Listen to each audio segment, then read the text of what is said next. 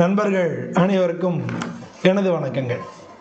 நம்ம இந்த பதிவில் ஜூன் மாதத்துக்கு ஒவ்வொரு ராசிக்கும் பலன் பார்த்துட்டு இருந்துருக்கோம். அந்த வகையில் இந்த மாதத்தில் மகர ராசிக்கு எப்படி இருக்குது அப்படின்னு பார்க்க போகிறோம். மகர ராசின்றது காலபுருஷ தத்துவத்தில் தொழில் ஸ்தானம் சொல்லக்கூடிய 10வது வீட்டுக்கு தான் இருக்குது. இந்த ராசியில் உள்ளவங்க முக்கால்வாசி பேர் உழைப்பாளிகளாக இருப்பாங்க. இவங்களுக்கு பொதுவாக உழைப்பின் மூலமான பலன்கள் கிடைக்கிறது கொஞ்சம் லேட் ஆகும்.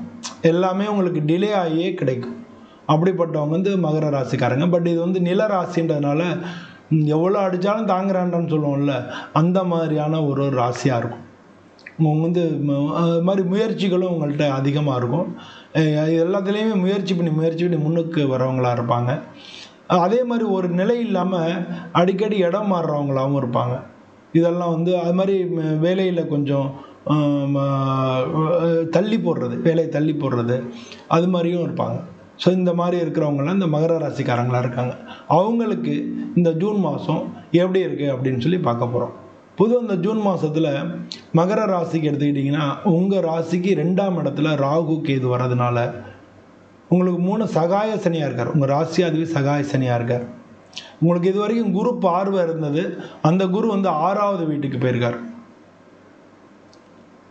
அது மட்டும் இல்லாமல் இது வரைக்கும் உங்களுக்கு 7ஆம் இடத்துல இருந்த செவ்வாய் 8ஆம் இடத்துக்கு போயிருக்கார்.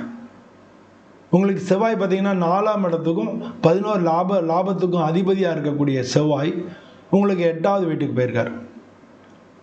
அது மாதிரி புதன் பார்த்தீங்கன்னா உங்களுக்கு 6, 9க்கு அதிபதி புதன்.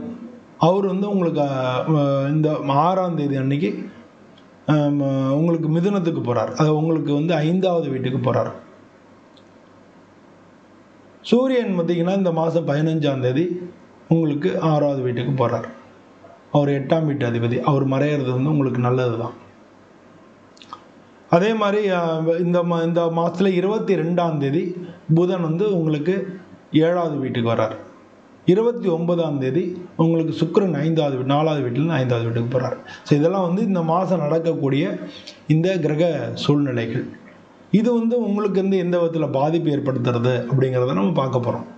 பொதுவாக அந்த பதிவை கடைசி வரைக்கும் நீங்கள் பாருங்கள், ஸ்கிப் பண்ணாமல் பாருங்கள்.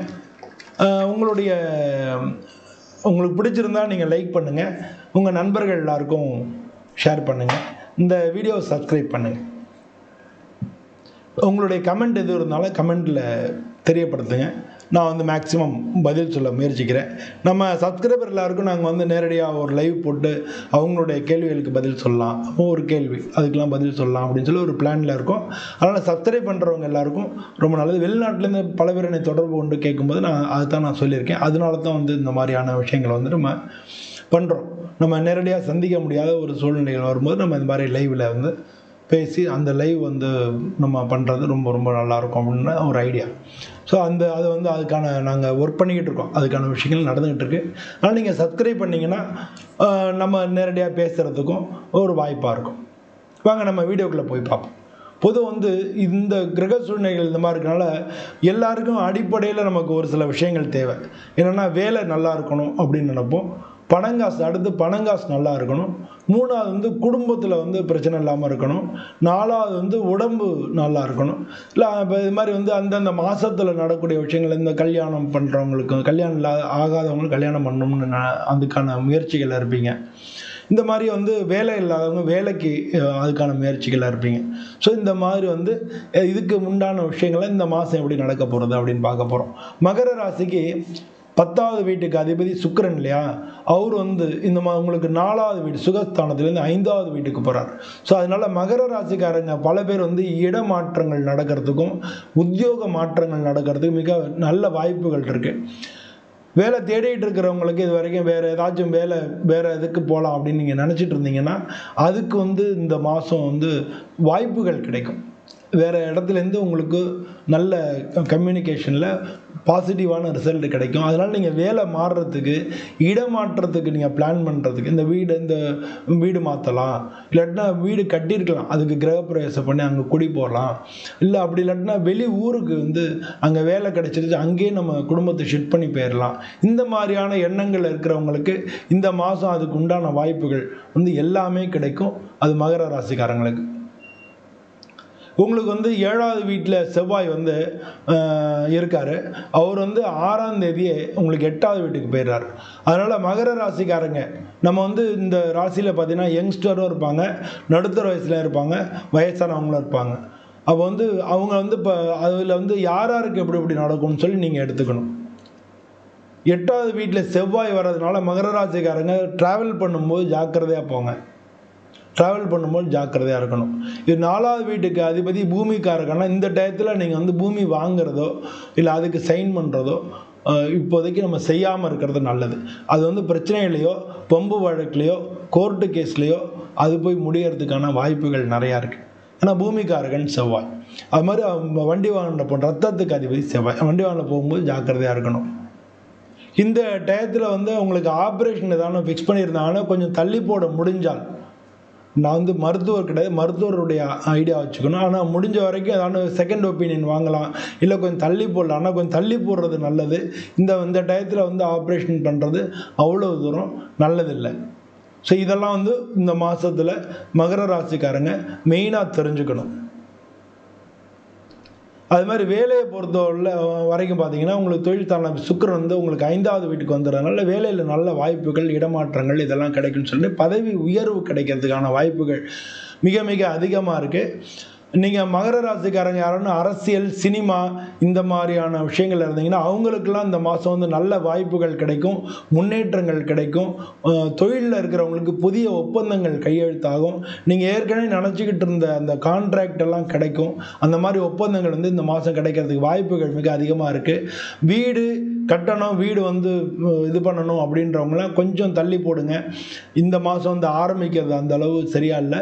பட் வந்து அதுக்கான இடம், நிலம், வீடு வாங்கணும்னா, ஏற்கனவே கட்ட வீட்டை நீங்கள் வாங்கணும்னா அதுக்கான வாய்ப்புகள் மிக அதிகமாக இருக்குது.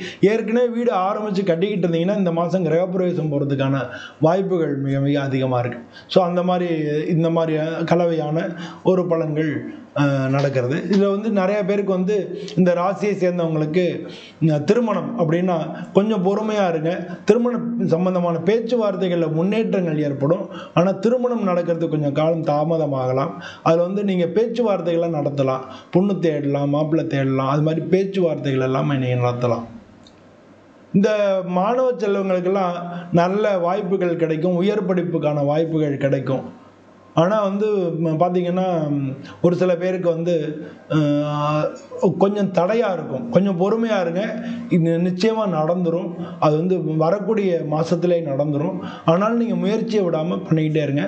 மாணவ செல்வங்களுக்கு அது மாதிரி தடையாக இருக்கிற மாணவர்களுக்கு, மகர ராசியை சேர்ந்த அன்பர்களுக்கு இந்த ஒரு மாதம் தடையை முன்ன இருக்கும். ஆனால் உங்கள் முயற்சியை கைவிடாதீங்க, பண்ணிக்கிட்டே இருங்க. இப்போ நடந்துடும். பட் இந்த மாதம் கொஞ்சம் தடையாக இருக்கும் அப்படின்றத புரிஞ்சுக்கணும்.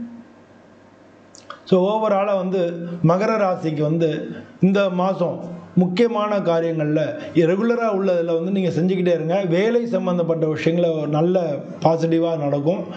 அதே சமயம் திருமண சம்மந்தமான பேச்சுவார்த்தைகளோ, வீடு வாசல் சம்மந்தமான பேச்சுவார்த்தைகளோ அதெல்லாம் கொஞ்சம் டிலே ஆகிறதுக்கான வாய்ப்புகள் நிறையா இருக்குது.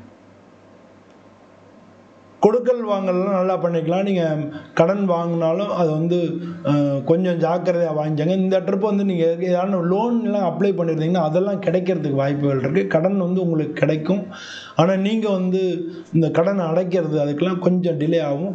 ஆனாலும் கடன் அடைக்கிறதுக்கான வாய்ப்புகள் இருக்குது.